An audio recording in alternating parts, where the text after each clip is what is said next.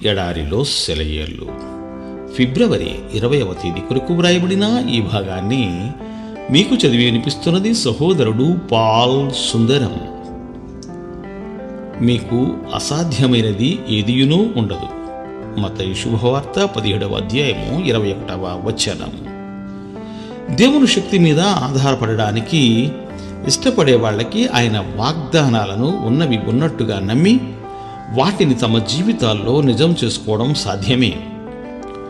దినదినం నీ భారాన్నంతా ఆయన మీద వేసి శాంతిని పొందగలగడం సాధ్యమే. మన మనసులోని ఆలోచనలను, అభిప్రాయాలను నిజంగా పరిశుద్ధపరుచుకోవడం అన్నది తేలికే. ప్రతిదానిలోనూ దేవుని చిత్తాన్ని చూడడం, దానికి నిట్టూర్పుతో కాక సంగీతాలతో తలవంచడం సాధ్యమే. దైవశక్తిని ఆశ్రయించి అంతరంగంలో బలపడము సాధ్యమే.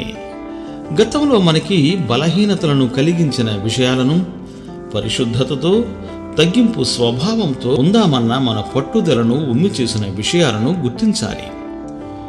మనల్ని ప్రేమించి మనలో తన చిత్తానికి లోబడే మనస్సును పుట్టించి తన శక్తిని మనలో నాటిన దేవుని ద్వారా పాపానికి మన మీద అధికారం లేకుండా చేసుకోవచ్చు.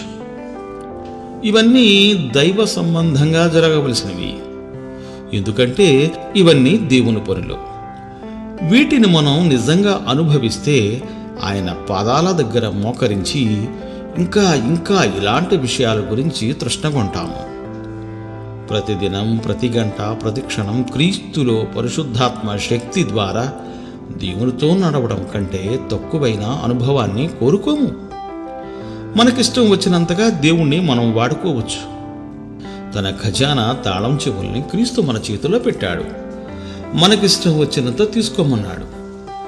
ఏదైనా బ్యాంకు ఇనప్పెట్టె తెరిచి ఒక మనిషిని నీ ఇష్టం వచ్చినంత తీసుకోమంటే అతను ₹1 మాత్రం తీసుకుని బయటకు వచ్చేస్తే అతడు పేదవాడైనందున ఎవరిది తప్పు?